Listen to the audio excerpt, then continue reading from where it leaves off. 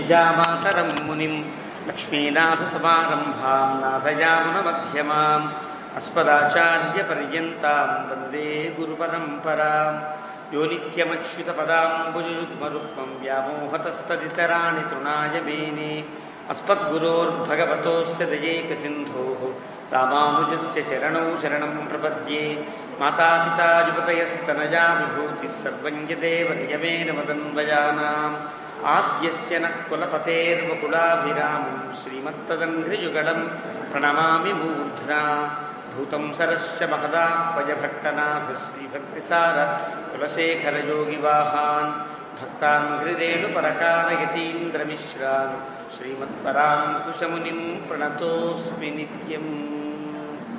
पितामहस्यापि पितामहाय प्राचेतसादेशफलप्रदाय श्रीभाष्यकारोत्तमदेशिकाय श्रीशैलपूर्णाय नमो नमस्तात्।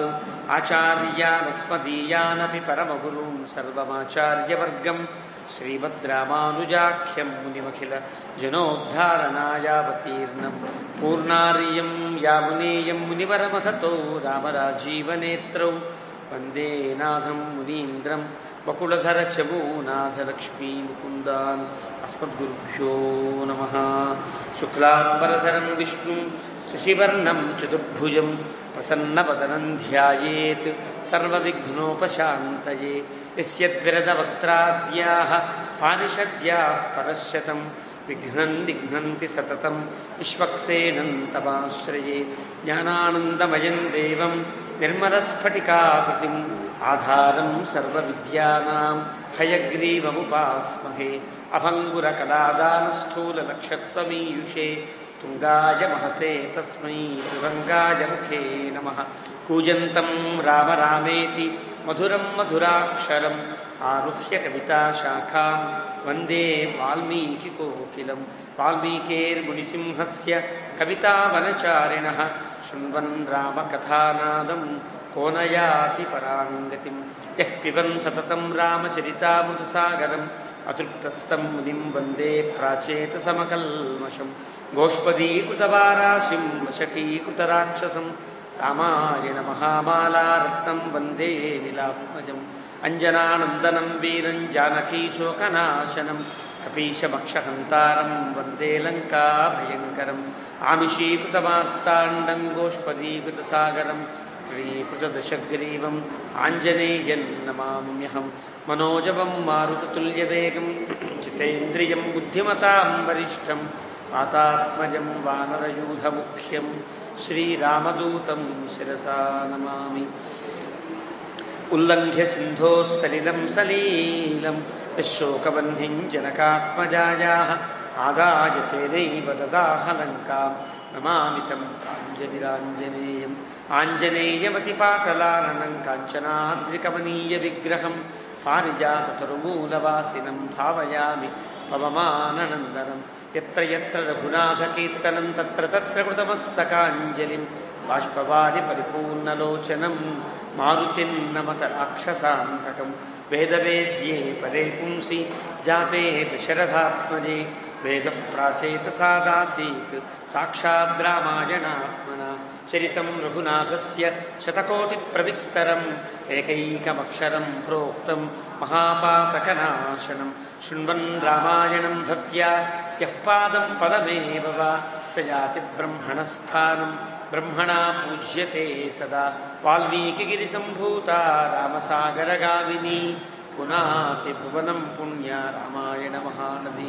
श्लोकसारसमाकीर्णं सर्गकल्लोलसङ्कुलं काण्डग्राहमहामीनं वन्दे रामायणार्णवम्। यः कर्णाञ्जलिसम्पुटैरहरः सम्यक् पिबत्यादरात् वाल्मीकेर्वदनारविन्दगलितं रामायणाख्यं मधु। जन्मव्याधिजराविपत्तिमरणैः अत्यन्तसोपद्रवं संसारं स विहाय गच्छति पुमान् विष्णोः पदं शाश्वतं। तदुपगतसमाससन्धियोगं सममधुरोपणतार्धवाक्यबद्धं रघुवरचरितं मुनिप्रणीतं दशशिरसश्च वदनीशामयध्वं। श्रीराघवं दशरथात्मजमप्रमेयं सीतापतिं रघुकुलान्वयरत्नदीपम् आजानुबाहुमरविन्ददलायताक्षं రామం నిశాచర వినాశకరం నమామి. వైదేహీ సహితం సురద్రుమతలే హైమే మహామండపే మధ్యే పుష్పకమాసనే మణిమయే వీరాసనే సుస్థితం. అగ్రే వాచయతి ప్రభంజనసుతే తత్వం మునిభ్యః పరం వ్యాఖ్యాంతం భరతాదిభిః పరివృతం రామం భజే శ్యామలం. వైదేహీ సహితం సురద్రుమతలే హైమే మహామండపే మధ్యే పుష్పకమాసనే మణిమయే వీరాసనే సుస్థితం. అగ్రే వాచయతి ప్రభంజనసుతే తత్వం మునిభ్యః పరం వ్యాఖ్యాంతం భరతాదిభిః పరివృతం రామం భజే శ్యామలం. వామాంకశ్చిదజానకిం పరిలసత్కోదండదండం కరే చక్రం చోర్ధ్వకరేణ బాహుయుగళే శంఖం శరన్ దక్షిణే బిభ్రాణం జలజాతపత్రనయనం భద్రాద్రిమూర్ధ్ని స్థితం కేయూరాదివిభూషితం రఘుపతిం సౌమిత్రియుక్తం భజే. ఆపదామపహర్తారం దాతారం సర్వసంపదాం లోకాభిరామం శ్రీరామం భూయో భూయో నమామ్యహం. తపస్వాధ్యాయనిరతం తపస్వీ వాగ్విదాంబరం నారదం పరిపప్రచ్ఛ వాల్మీకిర్మునిపుంగవం. ధర్మాత్మా సత్యసంధస్య రామో దాశరథిర్యది పౌరుషే చ ప్రతిద్వంద్వః శరైణం జహి రావణం. సకృదేవ ప్రపన్నాయ తవాస్మీతి చ యాచతే అభయం సర్వభూతేభ్యో దదామ్యేతద్వ్రతం మమ. ధ్యాయే భద్రాద్రివైకుంఠరామం సీతారమాన్వితం శంఖచక్రధనుర్బాణధరం సౌమిత్రిసేవితం. శ్రీరామాయ నమః. శ్రీమతే రామానుజాయ నమః. భగవద్బంధులారా, భద్రాచల శ్రీ సీతారామచంద్ర మహాప్రభు వారి యొక్క దివ్యానుగ్రహం చేత ఆ స్వామి త్రేతాయుగంలో అవతరించిన విలంబిరామ సంవత్సరాన్ని పురస్కరించుకుని ఈ సంవత్సరం అంతా రామాయణ ప్రవచన కథాగానంతో గడపాలనే సంకల్పానికి అనుగుణంగా మనం ప్రారంభించి ఏడాది పూర్తిగా కావస్తు. మనం ఏడాది చివరిలో ఉన్నాం. అయోధ్యాకాండలో భరతుని యొక్క పట్టాభిషేకం, భరతుడు ఆచరించే పాదుకా పట్టాభిషేకంతో ఆపాలి అని సంకల్పించుకున్నాం. ఆ సంకల్పానికి అనుగుణంగానే 112 సర్గలు ముగించుకుని 113వ సర్గకు వచ్చాం. నిన్న ఏకాదశి శ్రవణ నక్షత్రం బాగుందని పాదుకా పట్టాభిషేకాన్ని క్లుప్తంగా నిర్వహించుకున్నాం. ఈరోజు పాదుకా పట్టాభిషేకం యొక్క వివరాలు తెలుసుకునే ప్రయత్నం చేస్తాం. భరతుడు చిత్రకూటానికి బయలుదేరే ముందే కొన్ని మాటలు చెబుతాడు.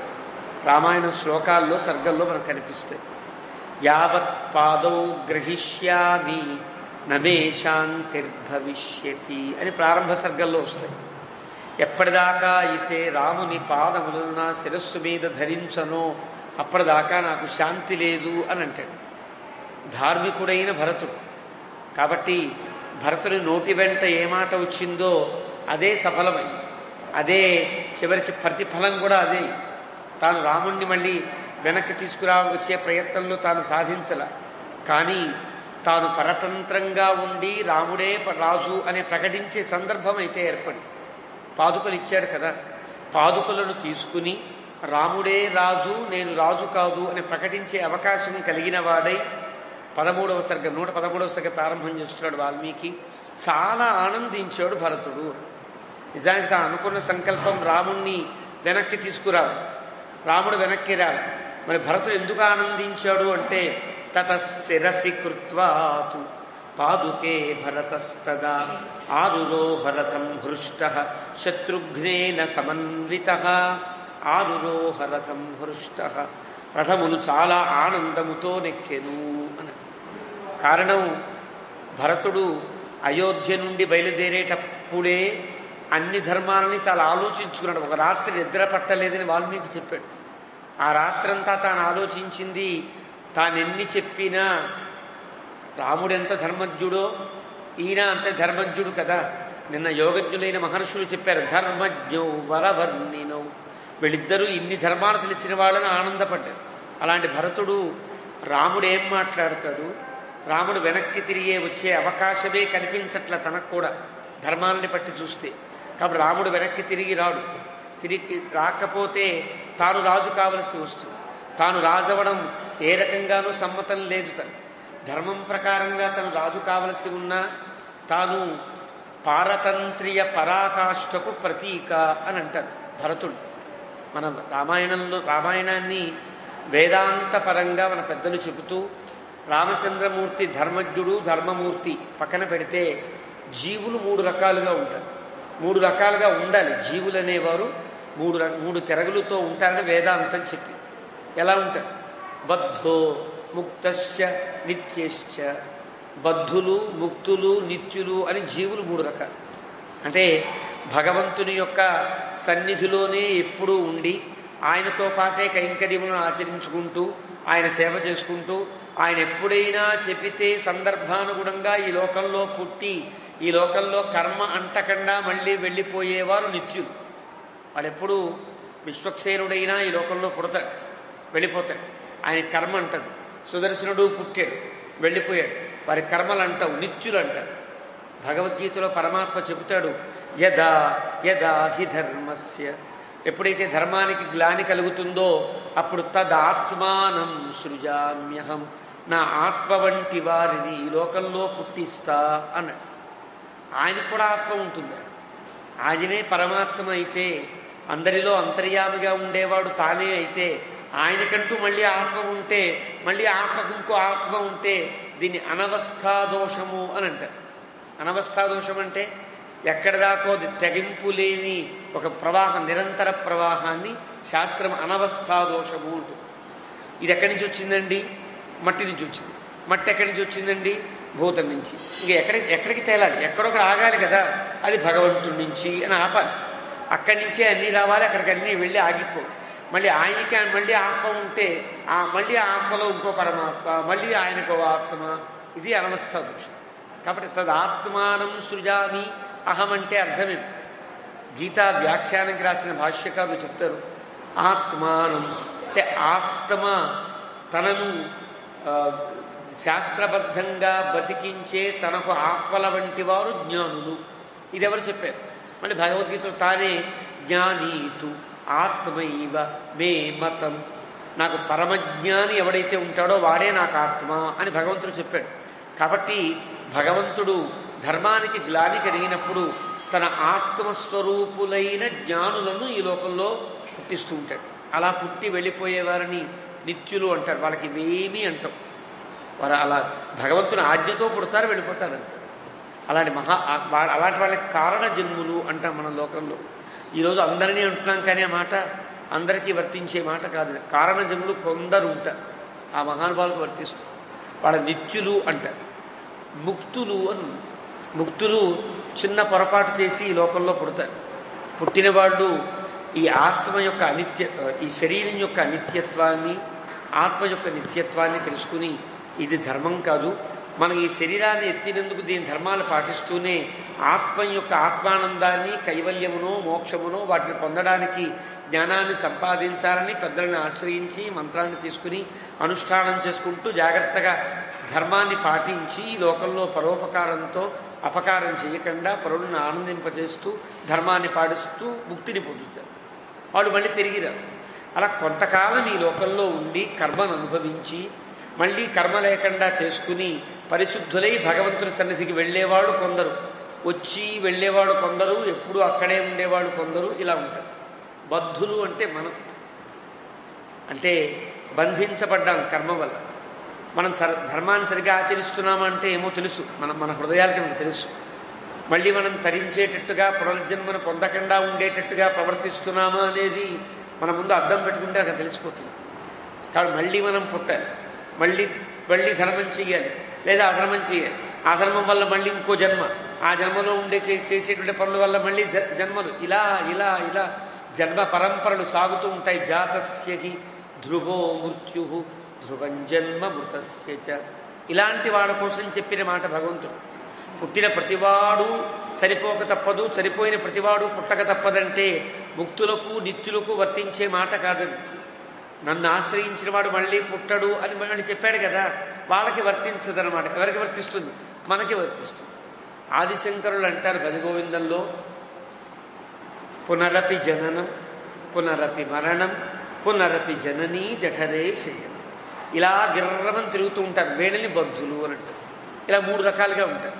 3 రకాలుగా వీళ్ళు కర్మానుగుణంగా పుట్టవలసినటువంటి వాళ్ళు ఉండవలసిన. కానీ ఈ లోకంలో ముక్తిని పొందాలనుకునే జీవులు కూడా 3 రకాలు. ఎలాగ? ఒకరు స్వాతంత్ర్యాన్ని పొంది ఉంటారు, రెండవ వారు పారతంత్ర్యాన్ని పొంది ఉంటారు, మూడవ వారు పారతంత్ర్యాన్ని పొంది ఉన్నవారిని అనుసరించిన వారై ఉంటారు.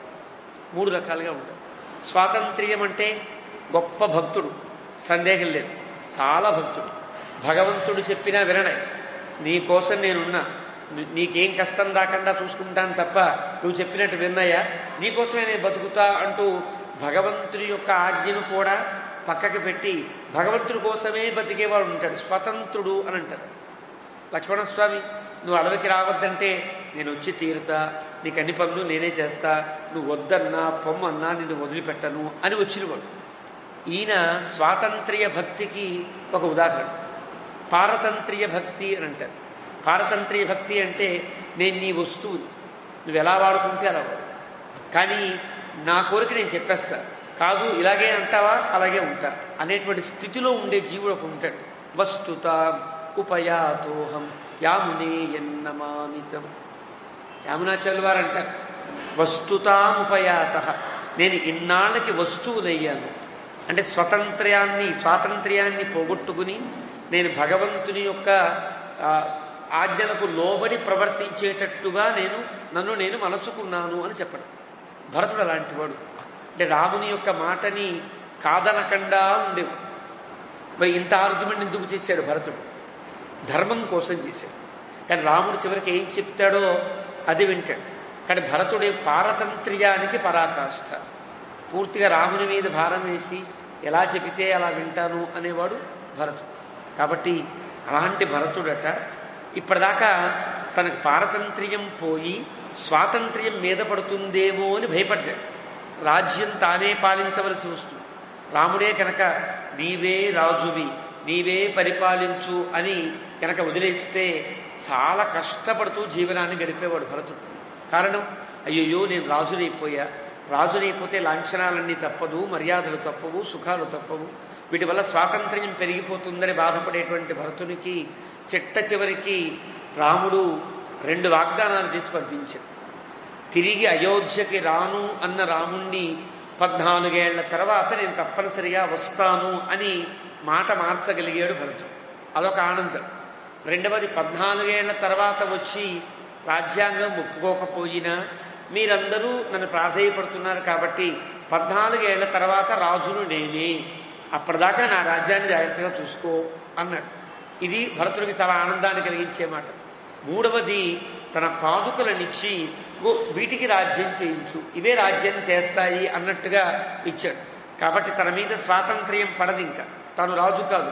ఎవరు రాజు అంటే పాదుకలే రాజు, తానెవరు? రాజప్రతినిధి. ఈ భావన కలిగినటువంటి వాడై ఆరురోహరథం హృష్ట, రథముని ఆనందముతో నిక్కెను. ఇది గోవిందరాయస్వామి వారు మనకు వ్యాఖ్యానం చెప్పే పెద్ద మాట. అయోధ్యాకాండ మొదటి శ్లోకానికి ఎంత పెద్ద వ్యాఖ్యానం చేస్తారో ఈ శ్లోకం దగ్గర రథం హృష్ట, ఆనందించి రథమునెక్కెను అంటే ఇది ఆనందం. రాముడు రాలేదని ఆనందం కాదు, లేదా ఏదో దొరికింది లేని ఆనందం కాదు. తన యొక్క పారతంత్ర్యం దెబ్బతినకుండా రాముడే రాజని ప్రకటించగలిగి రాజ్యాన్ని రాముని యొక్క శాసనానికి అనుగుణంగా, తల్లి కోరికకు అనుగుణంగా ప్రవర్తించే అవకాశం లభించిందని ఆనందించడమే ఆరురోహరథం హృష్ట. ఇంత భావన ఈ హృష్ట అనే పదంలో ఉంటుంది. శత్రుఘ్నేన సమన్విత, శత్రుఘ్నుడితో పాటు బయలుదేరాడు. వశిష్ఠో వామదేవశ్చ జాబాలిశ్చ దృఢవ్రత అగ్రత ప్రయయుస్సర్వే మంత్రిణో మంత్రపూజితా. ఎప్పుడైతే భరతుడు పాదుకలను తీసుకున్నాడు, ముందుగా శత్రుంజయం మీద ఎక్కించాడు. ముందుగా రాజు పట్టాభిషిక్తుడు కాగానే ఆ భద్రగజాన్ని అధిరోహించారు. తర్వాత దిగుతారు. దిగి కొంత దూరం ప్రయాణం చేసిన తర్వాత రథం ఎక్కుతారు. రథంలో ఛత్రాలు చామడాలు పట్టుకుంటారు. ఇది రాసమర్యాదల్లో ఒక భాగం. అదేవిధంగా ఎక్కడైతే పట్టాభిషేకం జరిగిందో పాదుకలకి రాముడి సమక్షంలో పాదుకలని శత్రుంజయం మీద ఎక్కించి అక్కడి నుంచి మళ్ళీ రథంలోకి తీసుకెళ్ళాడు. రథంలోకి తీసుకెళ్ళినటువంటి వాడై రాముడు పాదుకలని రథంలో ఉంచిన తర్వాత వశిష్ఠ, వామదేవ, జాబాలి, దృఢవ్రత వీళ్ళందరూ కూడా రథానికి ముందు కొన్ని మంత్రాలు చదువుకుంటూ బయలుదేరారు. ఇది కూడా పట్టాభిషేకంలో రాజుకు చేసే మర్యాదే. లేకపోతే భరతుడు రథమెక్కి కూర్చుంటే వశిష్ఠుడు నడవడం ఏమిటి ముందు బాగుండదు కదా. కానీ ఇది రాసమర్యాద. పట్టాభిషేకం జరిగిన రాజుకి మంత్రవిధులు పురోహితులు ఇచ్చే మర్యాద. వాళ్ళు ముందు అనుహవం పరిహవం పరివాదం పరీక్షపం అంటూ శాకున సూక్తాలు పఠిస్తూ అప్రతిరథ సూక్తం అని ఉంటుంది. అది పఠిస్తూ ముందు సాగుతారు. కొంత దూరం ప్రయాణం చేసిన తర్వాత వాడు రథాలు ఎక్కుతారు. ఈ ధర్మాన్ని పాటిస్తూ వశిష్ఠాదులంతా ముందు బయలుదేరారు. అలా బయలుదేరి మందాకినీం నదీం రమ్యాం ప్రాంగుఖాస్తేయూస్తథ.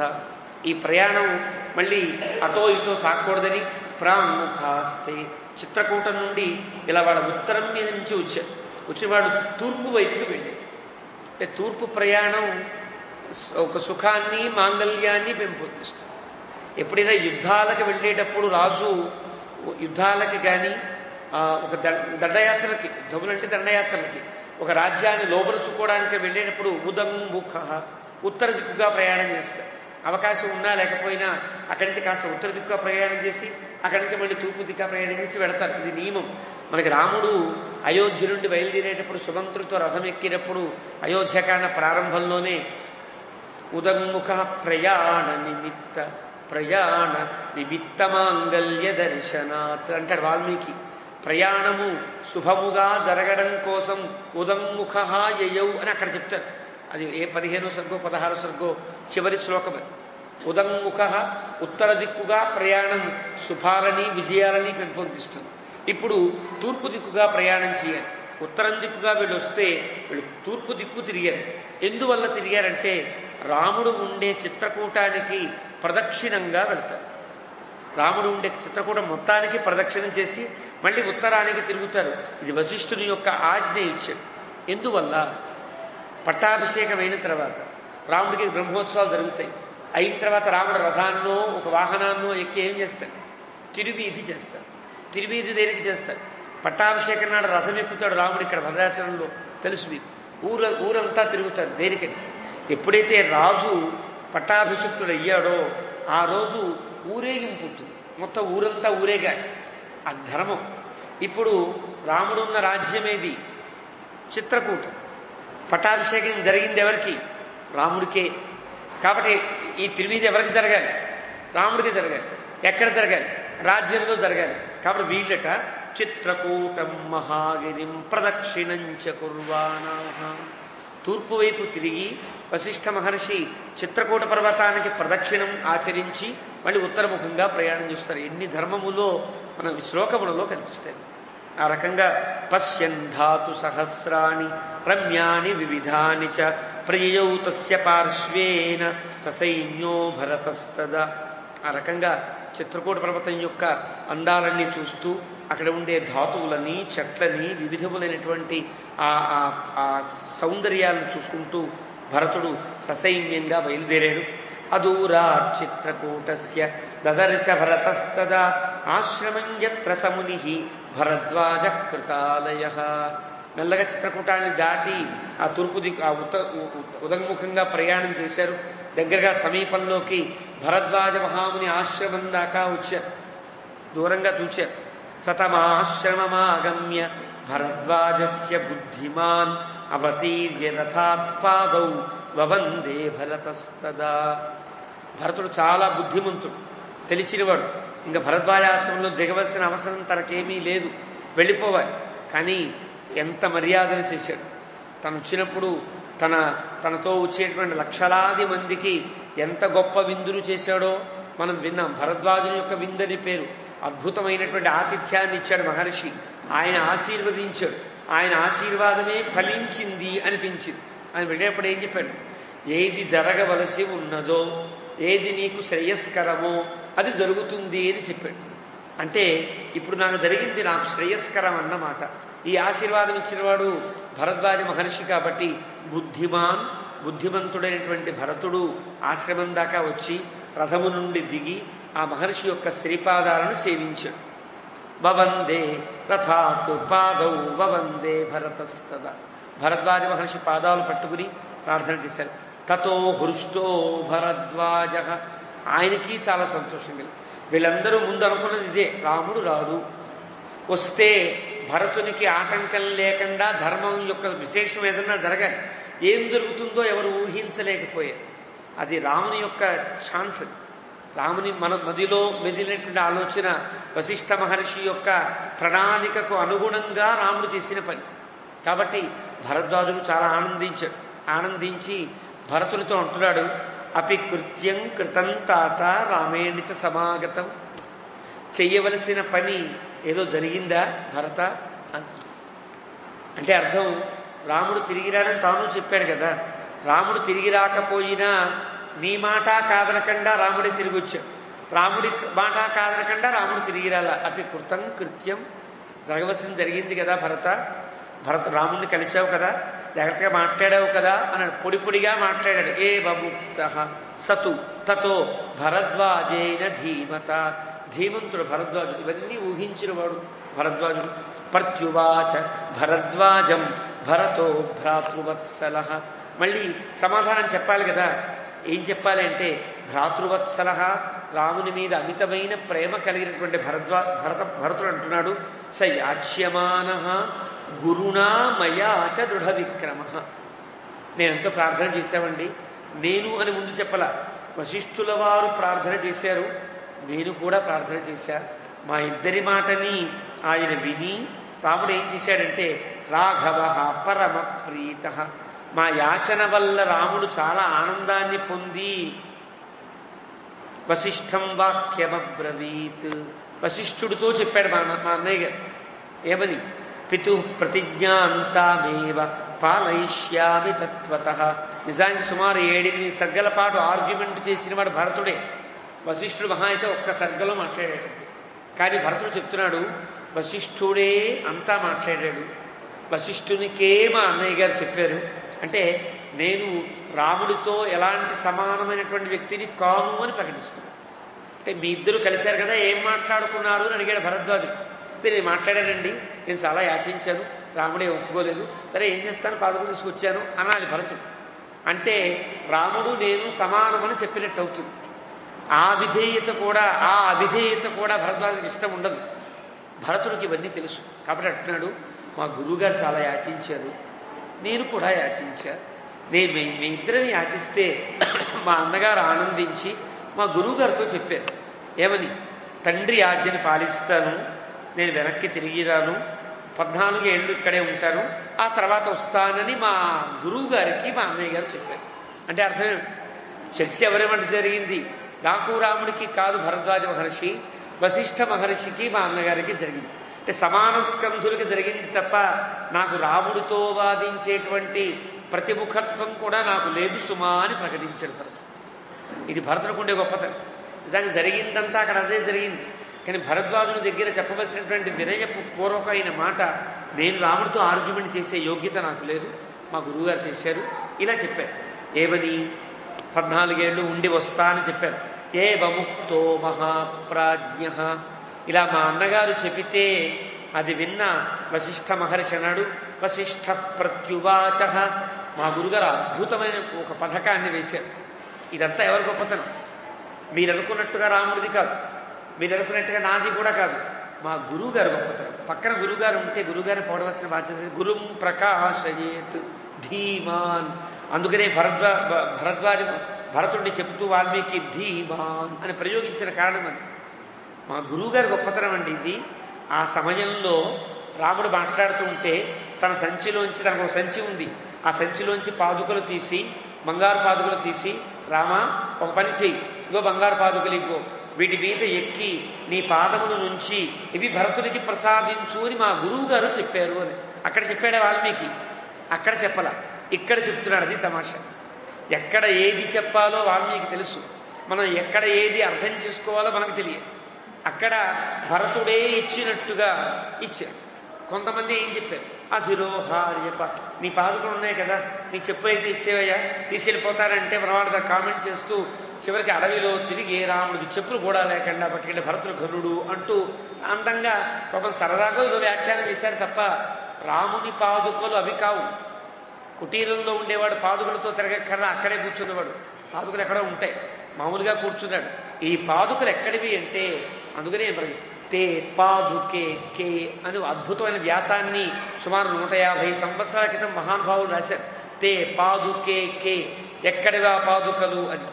ఇది వాల్మీకి చెప్పని గొప్ప రహస్యం. ఇక్కడ భరతుని మాటల్లో తెలుస్తోంది.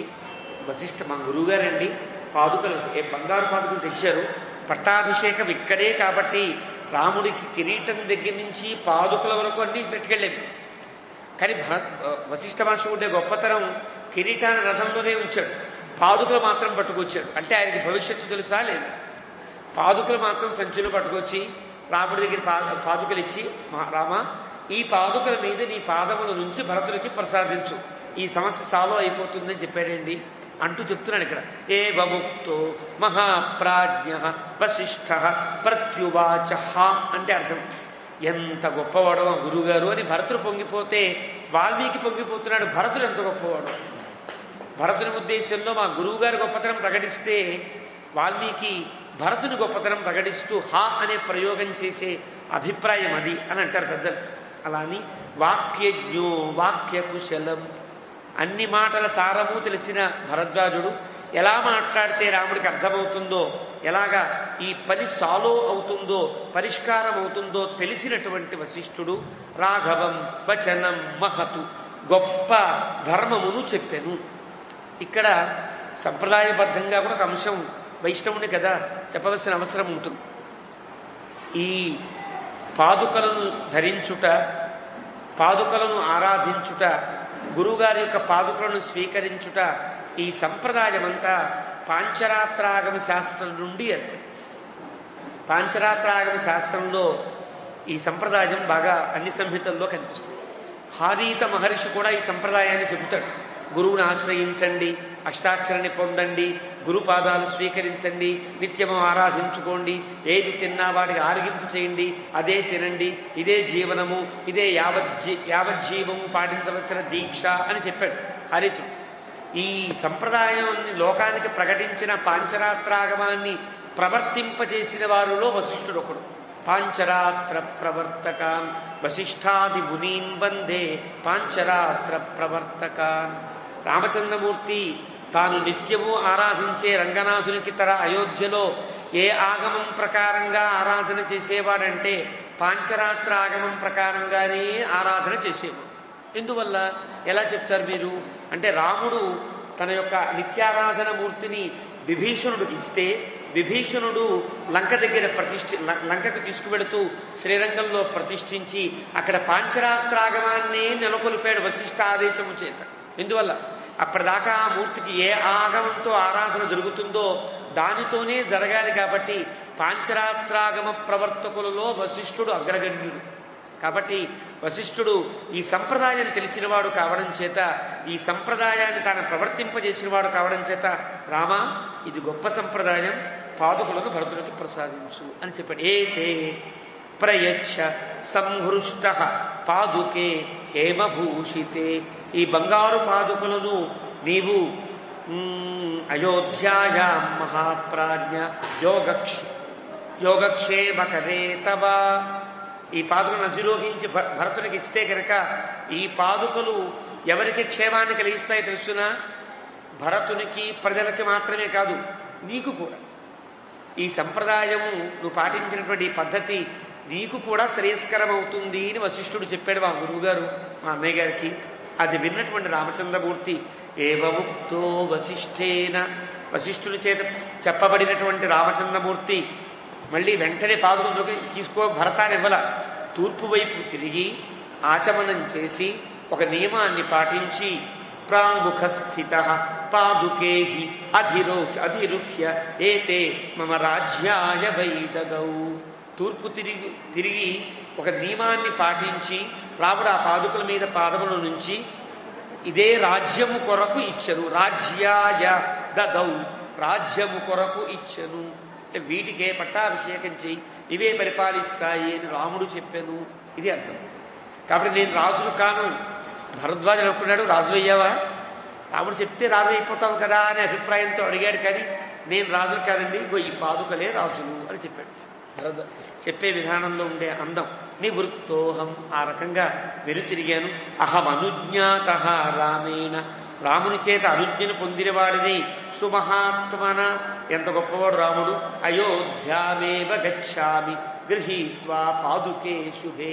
ఇంకా అయోధ్యకి వెళుతున్నాను, ఎక్కడికి వెళ్ళను, అరణ్యంకి వెళ్ళిపోతానని చెప్పా కదా మీకు. అంతకుముందు భరద్వాజుడితో మాట్లాడుతూ రాముడు రాకపోతే గనక నేను కూడా అడవిలోకి వెళ్ళిపోతానని చెప్పిన మాట ఒకటి ఉంది. దాన్ని విత్డ్రా చేసుకోవాలి. కాబట్టి నేను అయోధ్యకే వెళుతున్నా. ఏం తీసుకుని? రాముని యొక్క పాదుకలు తీసుకుని. కాబట్టి నా మాటకి ఎక్కడ తొట్టుబాటు కానీ, నా మాటకి విరోధం కానీ, పూర్వ విరోధం కానీ లేదండి. నేను అయోధ్యకు వెళుతున్నా. ఏతచ్చుత్వా అని చెప్పేటప్పటికీ శుభం వాక్యం భరతస్య మహాత్మనః, గొప్పవాడైన భరతుని యొక్క మాటలు విని భరద్వాజ శుభతరం ముని వాక్యమువాచతం, ఇంకా శుభతరంగా భరద్వాజుడు మాట్లాడుతున్నాడు. నైతచ్చిత్రం నరం వ్యాఘ్ర శీలవృత్తవరాంబర యదార్యం త్వయి తిష్ఠేత్తు నిమ్నే సృష్టమివోదకం. నాకు ఇదంతా తెలిసయ్యా. భరతుడు మాట్లాడిద్దే శుభమైన మాట, భరద్వాజ మహర్షి మాట్లాడేది ఇంకా శుభంకరమైన మాట, శుభతరమైన మాట. తరతమ ప్రత్యయాలు అంటారు. గుడ్, బెటర్, బెస్ట్ అనేటువంటి వీటిలో బెటర్ ఎలాంటిదో కానీ రెండింటిలో గొప్పదాన్ని బెటర్ అన్నది, చాలా వాటిలో గొప్పదాన్ని బెస్ట్ అన్నది కదా. చాలా వాటిలో ఉత్తముణ్ణి ఉత్తముడు అన్నది, ఇద్దరిలో ఉత్తరుడు అన్నది, ఒకడైతే వాడు ఉత్ అన్నది. ఇది లెక్క, ఇదో పద్ధతి. కాబట్టి ఇక్కడ శుభతరం అంటే భరతుడు మాట్లాడిన మాటల కంటే గొప్ప మాట మాట్లాడుతూ నైతచ్చిత్రం. ఇదేం పెద్ద చిత్రం కాదయ్యా, ఇది పెద్ద ఆశ్చర్యకరమైన మాట ఏం కాదు భరత. ఎందువల్ల అంటే శీలవృత్తవరాంబర, శీలమును పాటించేవాడు అంటే మంచి నడవడిక కలిగిన వారలలో నీవు అగ్రగణ్యుడివి, నీవు చాలా గొప్పవాడివి భరత. నిన్ను ఆనాడే గమనించా. నిన్ను టెస్ట్ చేద్దామని పెద్ద అంతఃపురాన్ని సృష్టించి బ్రహ్మాండమైన సింహాసనాన్ని పెట్టి నీకు కావలసిన అప్సరసలందరినీ ఏర్పాటు చేసి మంచి విందుని ఏర్పాటు చేస్తే సభలోకి వచ్చి ఆ సింహాసనానికి సాష్టాంగ దండం పెట్టి చామరంతో వీసి పక్కన కూర్చున్నప్పుడే నీ యొక్క శీలాన్ని గుర్తించా. శీలవృత్త వరాంబర, నీకు రాజ్యం మీద ఏకాంక్ష లేదని గుర్తించాను. కాబట్టి యదార్యం త్వయి తిష్ఠేత్తు, రాముని యందు నీకుండేటువంటి ప్రేమ ఏదైతే ఉన్నదో అది చాలా యోగ్యమైనది. కాబట్టి ఎక్కడికి నీరు ప్రవహిస్తుంది అంటే నీరు పల్ల మెరుగు నిజము దేవుడెరుగు. ఇది కూడా దిద్దించేవారు చూచివ్రాతల్లో. మనకి ఇలాంటి మాటలే పోయాయి కదా. చూచివ్రాతల్లో అందమైన మాటల్లో నీరు పల్ల మెరుగు నిజము దేవుడెరుగు. సత్యం ఎప్పుడు దేవుడు తెలుస్తుంది. నీరెప్పుడు కూడా ఎలా పోసినా మీరు ఎటు పల్లమో అటు వెళ్ళిపోతుంది అంతే. అలాగే నిజము కూడా దేవుడి దగ్గరికి చేరుకుంటుంది కదా. ఆ విధంగా నిమ్నే సృష్టమిగోదకం, రాముని అనుగ్రహం ఎవడు ఎక్కడికి చేరాలో అక్కడికి చేరింది. రామానుగ్రహాన్ని పొందినటువంటి పరిపూర్ణమైనటువంటి వ్యక్తివి నీవయ్యావు. కాబట్టి నీకంటే గొప్పవాడు కాడు రాముడు అన్నంతగా భరద్వాజుడు మాట్లాడు. నీవు చాలా గొప్పవాడివి భరత. కాబట్టి అమృత సమహాబాహు, మీ నాన్నగారు ఇప్పుడు అమృత. అమృత అంటే అర్థం చనిపోనివాడు. చనిపోనివాడంటే ఆశయము దెబ్బతిననివాడు అర్థం. చనిపోవుట అంటే అర్థం సాధారణంగా లోకల్లో చనిపోవుట అంటే మరణం చెందుట అనుకుంటాం. అది కాదు. ఎప్పుడైతే ఒక వ్యక్తి మాటనిచ్చి మాట తప్పుతాడో, తాను చెప్పిన ఆజ్ఞ గనక అది ఉల్లంఘన జరిగితే రాజు చనినట్టు లెక్క. ఒక తండ్రి కనుక కుమారుడికి ఉపదేశం చేస్తే, తండ్రి కొడుకు కనుక దాన్ని తిరస్కరిస్తే తండ్రి చనిపోయినట్టు లెక్క. ఒక పెద్దవాడిని కనుక ఒక చిన్నవాడు ఏకవచనంతో సంబోధిస్తే అది మరణంతో సమానం. ఇవన్నీ ధర్మశాస్త్ర నియమాలు. మీకు భారతంలోకి వెళితే గనక ఒక అద్భుతమైన ఘట్టం కనిపిస్తుంది. అర్జునుడికి ఒక నియమం ఉన్నది. గాంధీవాన్ని ఎవరు దూషించినా వారి శిరశ్ఛేదం చేస్తా. ఇది నియమం. ఒక్కొక్కరు ఒక నియమం పెట్టుకుంటారు. వాళ్ళ ఇష్టమైనటువంటి విషయం మీద ధనుర్విద్యా పారంగతులు కావడం చేత నీకేంటి నియమం పెట్టుకుంటావు అంటే నా గాంధీవం ఇది, నా విజయానికి ఇది చిహ్నము, ఈ గాంధీవాన్ని ఎవడు దూషించినా వాడు ఎంతవాడైనా వాడిని లేపేస్తా. ఇది అర్జునుడికి ఉండేటువంటి ఒక నియమం అంటారు.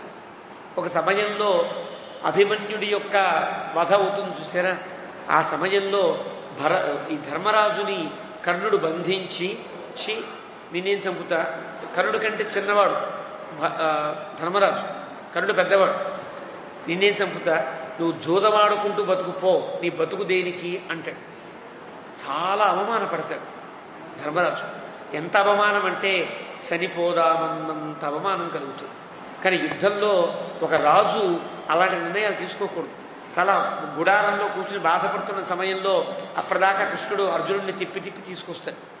వస్తే అర్జునుడిని చూచి నువ్వు దేనికి, నీవు ఉండగా, నా తమ్ముడివై ఉండగా నాకింత అవమానం జరిగితే ఎక్కడున్నావు నువ్వు దేనికి, నీ బలం దేనికి, నీ గాంధీవం దేనికి అరవడానికి అని తిడతాడు.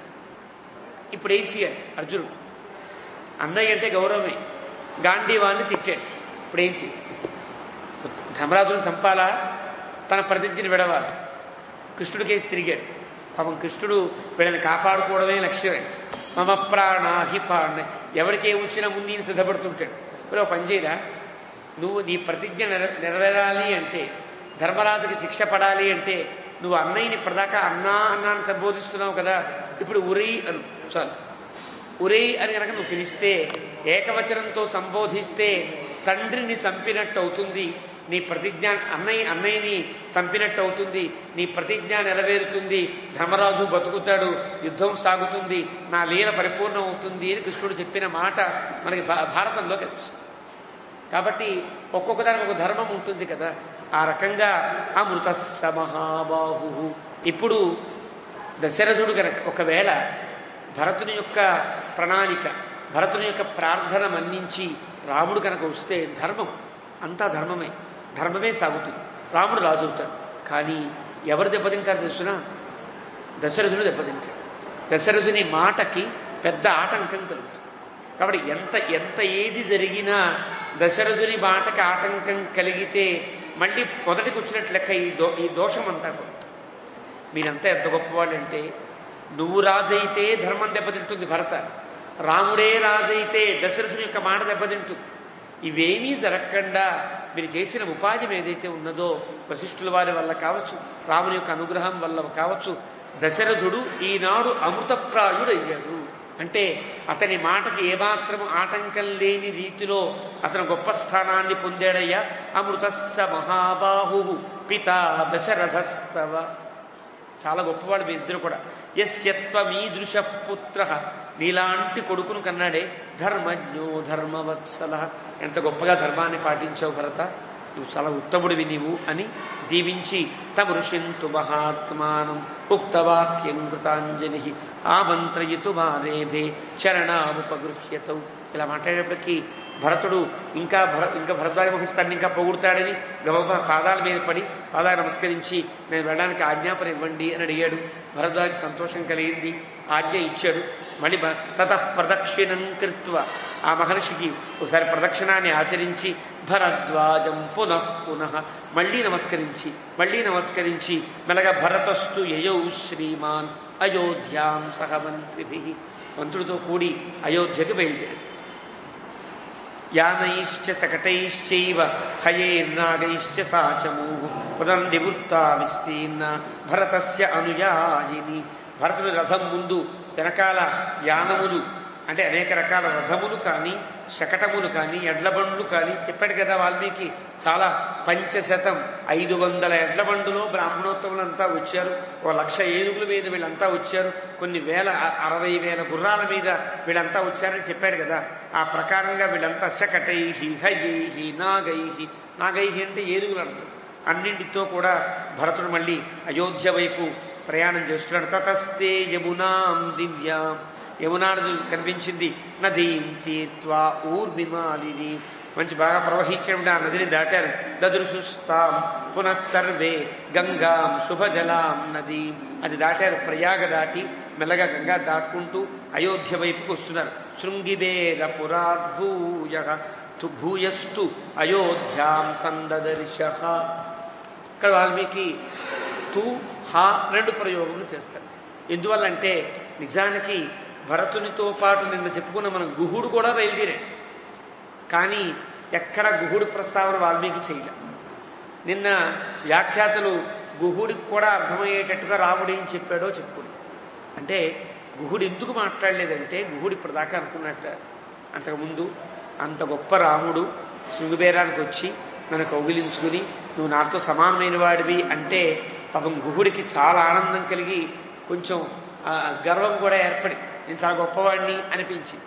నాకు ధర్మాన్ని తెలుసు కాబట్టే, నాకన్నీ తెలుసు కాబట్టే నన్ను రాముడు తనతో సమానమైన మిత్రుడిగా పరిగణించాడనే భావన ఉంది. కానీ తర్వాత అయోధ్య ప్రజలతో కలిసి భరతుడితో వచ్చిన తర్వాత ఎవరికి వారు చూస్తే మనం మాట్లాడకుండా ఉండమే అనిపించింది గుహుడికి. ఎక్కడా మాట ఉండదు. అంటే అర్థం, నేనే ఇప్పటిదాకా తెలిసిన వాడిని అనుకుంటే అయోధ్య ప్రజలుగా ఉండే వాళ్ళందరూ కూడా రాముడి మీద ఉండే ప్రేమ కానీ, రాముణ్ణి తీసుకెళ్ళడానికి వాళ్ళు చేసిన ప్రయత్నాలు కానీ, ఇంతమంది రావడం, ఇంత ప్రాధేయపడ్డం చూస్తే నేను గొప్ప రాజును అనే అభిప్రాయమే లేదు.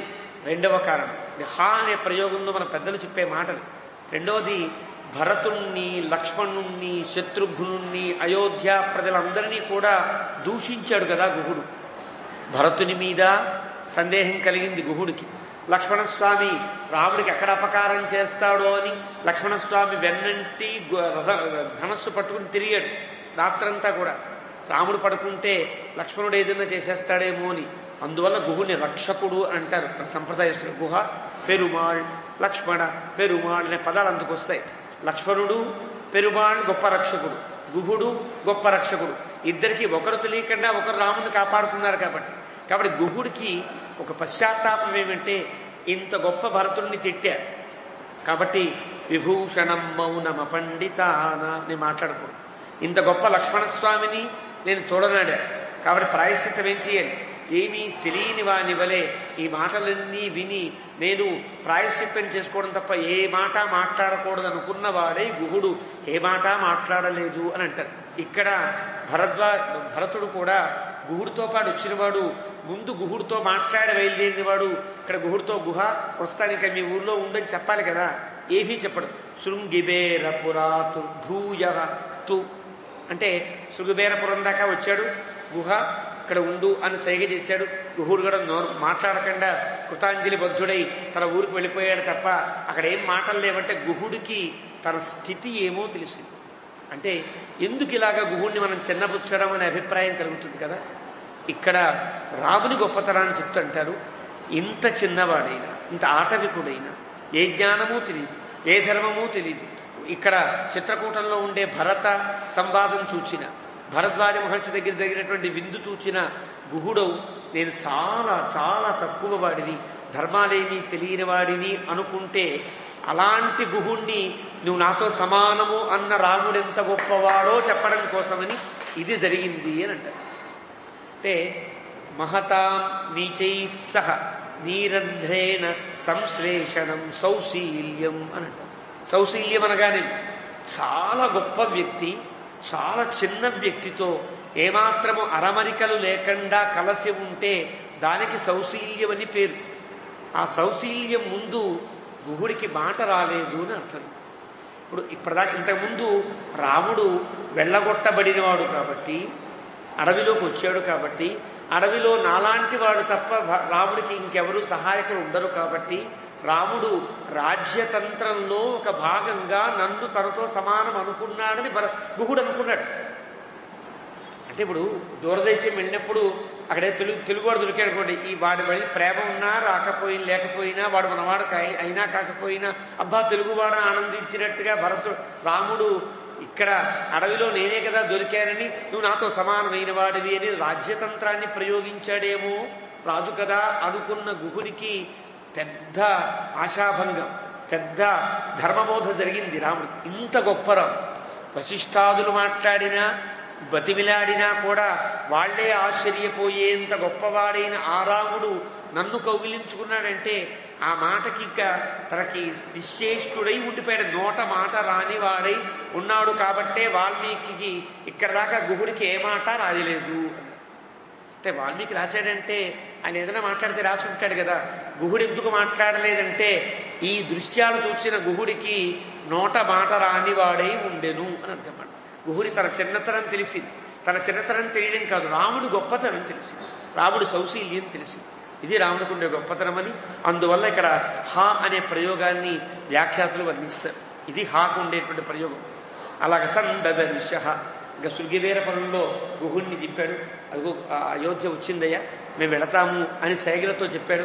గుహుడు కూడా అనుమతించాడు. వారి సైన్యమంతా ఆగిపోయింది. భరతాదులు మాత్రమే అయోధ్యకి వెళుతున్నారు. అయోధ్యాంచ తతో దృష్ట్వా అక్కడి నుంచి అయోధ్యని చూసుకుంటూ వెళుతున్నారు. పిత్ర భ్రాత్ర వివర్జితం, తండ్రి లేడు, తండ్రి స్థానీయుడైనటువంటి రాముడు లేకపోతే అయోధ్య ఎట్లా ఉంటుంది, ఎలా ఉందో భరతుడు ఈ సర్గంతా చెబుతాడు. భరతో దుఃఖ సంతప్త, తన దుఃఖాన్ని పొందినవాడై సారథి సారథించ ఇదమబ్రవీతు, సుమంత్రుడితో ఈ మాట్లాడతాడు. సారథే సుమంత్ర పశ్య చూడుము, విధ్వస్త ఎంత విధ్వంసాన్ని పొందిందో అయోధ్య చూడు. సా అయోధ్య, సా అంటే ఎలాంటి అయోధ్య ఎలా ఉన్నదో చూడు. సా అనే ప్రయోగానికి ఉండే అర్థం తచ్చబ్ద ప్రయోగేన అని అంటారు. తచ్చబ్దాన్ని ప్రయోగిస్తే అంత గొప్పవాడు అర్థం. ఆ రాముడు అని ఎక్కడ వచ్చిందనుకోండి, ఆ రాముడు అంటే ఏమర్థం చేసుకోవాలి, అంతకు ముందుండే సర్గలో రాముడు మాట్లాడే ధర్మమంతా మాట్లాడుకుని అలాంటి ధర్మమూర్తి అయిన రాముడు అని చెప్పాలి. తచ్చబ్దానికి ఉండే గొప్పతనం అది. తత్ అంటే చాలా గొప్పది. తత్ అనే పదాన్ని గనక దేనికి అన్వయించకుండా గనక వేదం ఎక్కడన్నా ప్రయోగిస్తే ఆ తత్తుకి భగవంతుడనే అర్థం. తత్తు త్వం అసి తత్వమసి మహావాక్యంలో తత్తు అంటే భగవంతుడు అర్థం. అదే మనవాడు తదీయారాధన అంటారు చూసారా. తత్ అంటే భగవంతుడు, తదీయ భగవద్భక్తులు, ఆరాధన వాళ్ళకి పెట్టే సాపాటు, తదీయారాధన అంటారు. తత్ అంటే ఆ పదం ఉండే గొప్పతనం. తచ్చబ్ద ప్రయోగేన అంటారు. ఆ ప్రయోగం అట్లాంటిది. కాబట్టి విధ్వస్త అయోధ్య చూడయ్యా, కనిపిస్తుంటే అయోధ్య. సా అయోధ్య అన్నాడంటే అర్థం ఏంటి, సా ఎలా ఉండే అయోధ్య ఎలా ఉన్నది అని అర్థం. న ప్రకాశతే ఏమాత్రం ప్రకాశం లేకుండా ఉంది. నిరాకార ఇంతకు ముందు ఉండే ఆకారమే లేదు. నిరానంద ఆనందమే లేదు. దీన పైగా రోజు రోజుకి కృషించేటట్టుగా ఉంది. ప్రతిహత స్వర ఆ గొంతే పెగలడంలా అయోధ్యకి. అయోధ్య గొంతు పెగలడం అంటే అర్థం, అయోధ్య మాట్లాడుతుందా అంటే అయోధ్యలో ఉండే ప్రజలెవరూ కూడా ఇంకా బాధలో ఉన్నారు. సుమారు నెల దాటింది రాముడు అయోధ్యను విడిచి. కానీ రాముడు విడిచిన రోజు ఎలా ఉందో అయోధ్య ఇప్పటికీ అట్లాగే ఎలా ఉందో 114వ సర్గంతా వాల్మీకి వర్ణిస్తారు. ఎక్కడ ఏది వర్ణించాలో మహాకవికి ఉండే లక్షణములు ఇలా ఉంటాయి. ఇంతకుముందే వర్ణించవచ్చు కదా. ఇంతకుముందు వర్ణించిన వర్ణన కంటే ఈ వర్ణనలో ప్రతి శ్లోకంలో ఒక ఉపమానాన్ని చెబుతూ వర్ణిస్తాడు వాల్మీకి. 114వ సర్గ ప్రారంభం. చతుర్దశోత్తర శతతమ సర్గ స్నిగ్ధ గంభీర ఘోషేణ స్యందనేన ఉపయాన్ ప్రభు అయోధ్యాం భరత క్షిప్రం ప్రవివేశ మహాయశాః. అందమైనటువంటి గంటల గణగణలతో చక్కటి శబ్దాన్ని చేస్తూ ఈ అయోధ్య, ఈ రథం ఏదైతే ఉన్నదో, రాజరథం ఏదైతే ఉన్నదో అయోధ్యలోకి ప్రవేశించింది.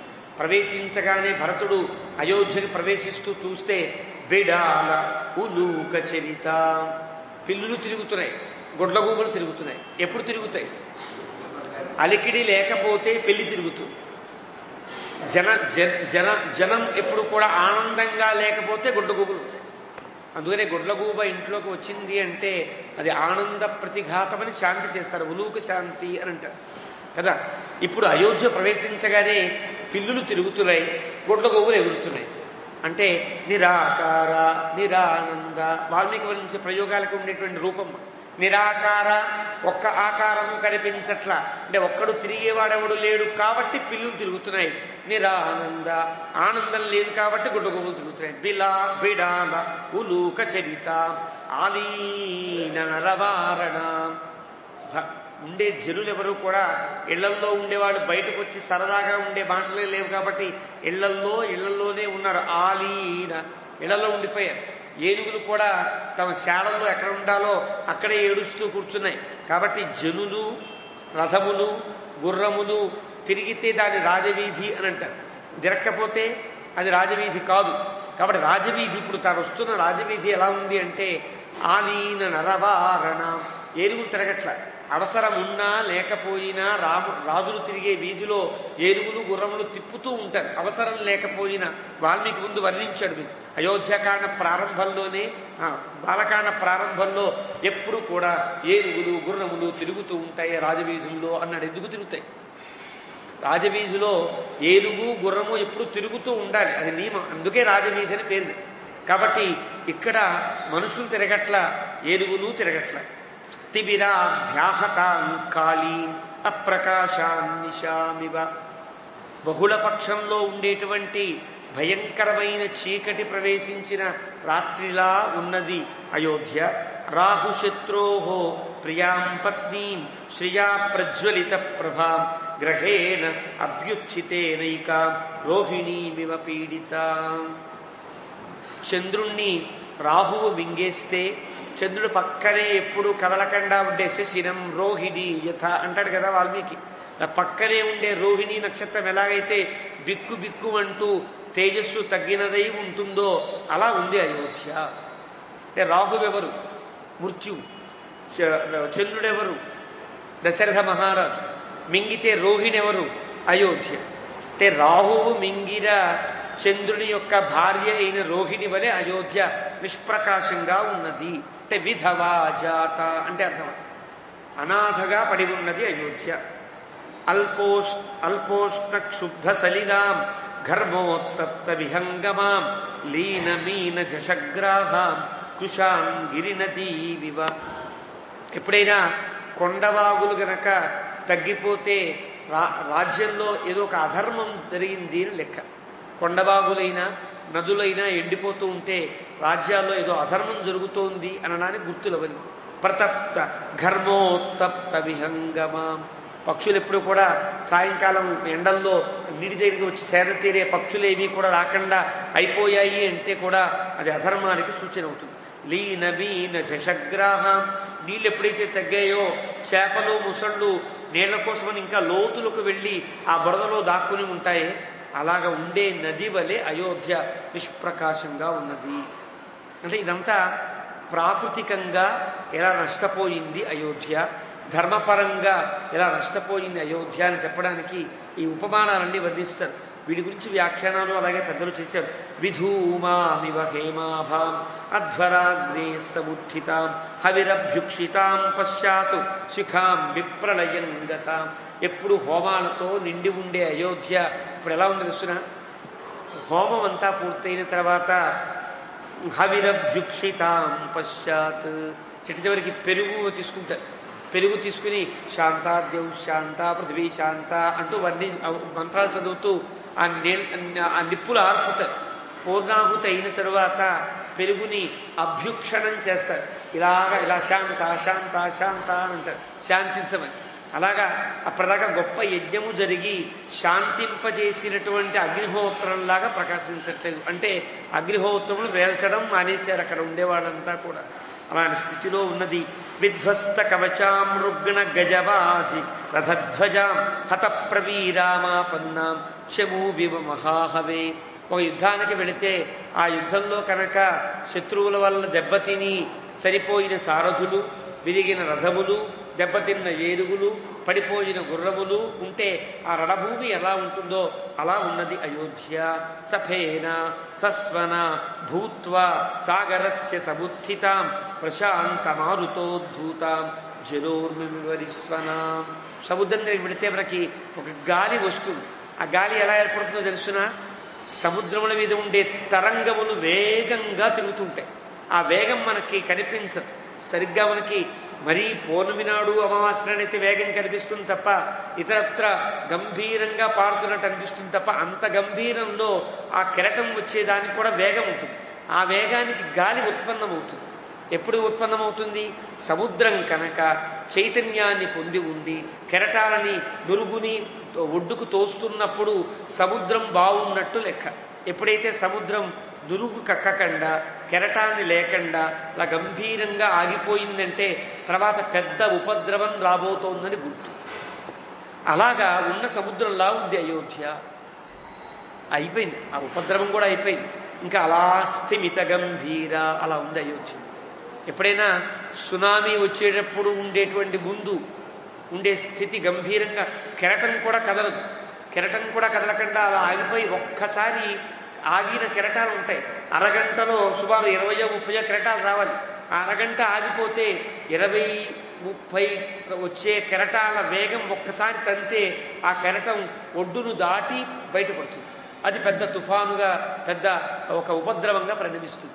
అలాగా పెద్ద ఉపద్రవాన్ని పొందినటువంటి సముద్రంలాగా ఉన్నది అయోధ్య అని ఇదొక ప్రాకృతిక వర్ణంలో భాగం. కాబట్టి త్యక్తాం యజ్ఞాయుధై సర్వై అభిరూపైశ్చ యాజకై శుత్యాకాలే వినిర్వృత్తే వేదింగతరవామివ. అప్పటిదాకా ఉద్యుక్తులంతా కూర్చున్నారు. సుక్కు, స్రువము, ఆ ప్రణీతి పాత్ర, ప్రోక్షణ పాత్ర ఎన్నెన్నో ఉంటాయి. దశాయుధాని అని అంటారు. యజ్ఞములో 10 ఆయుధాలు ఉపయోగిస్తారు. చకపాలాని చాగ్నిహోత్ర హవనీచ శూర్పంచ కృష్ణాజనంచ సంజ్ఞాచోలూఖలంచ ముషలంచ దృశచ్చ ఏతాని వై దశయజ్ఞాయుధాని వేదం చెప్తూ ఇవన్నీ 10 రకాల ఆయుధములు అంటారు.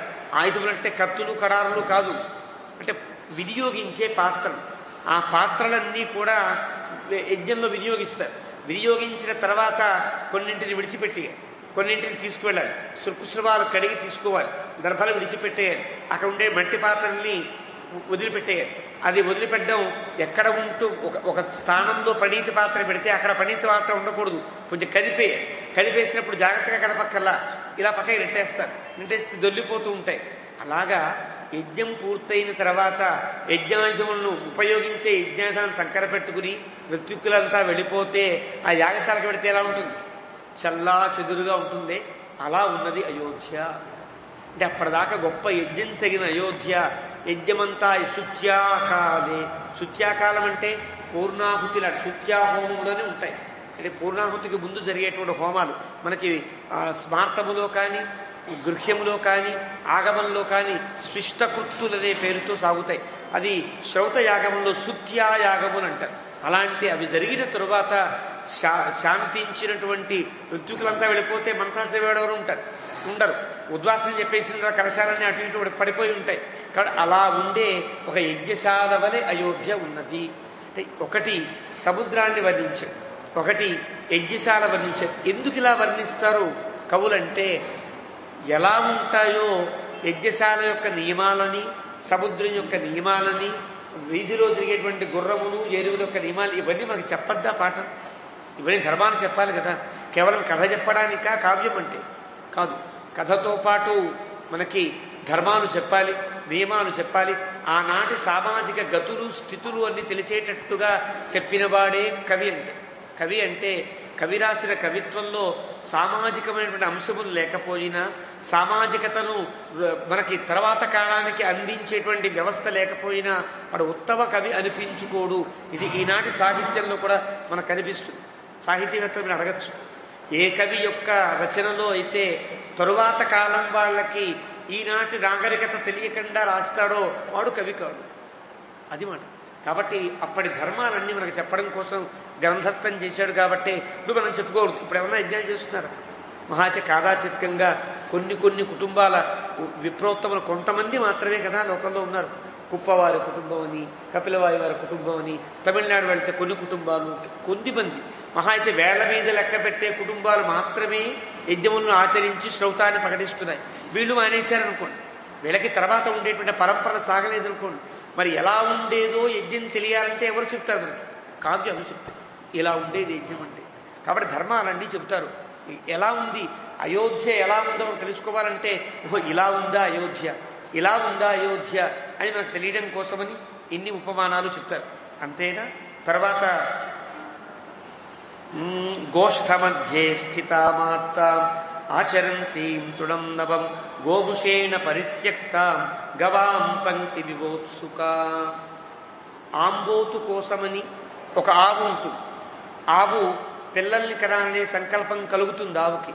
అప్పుడు గోవృషం కావాలి.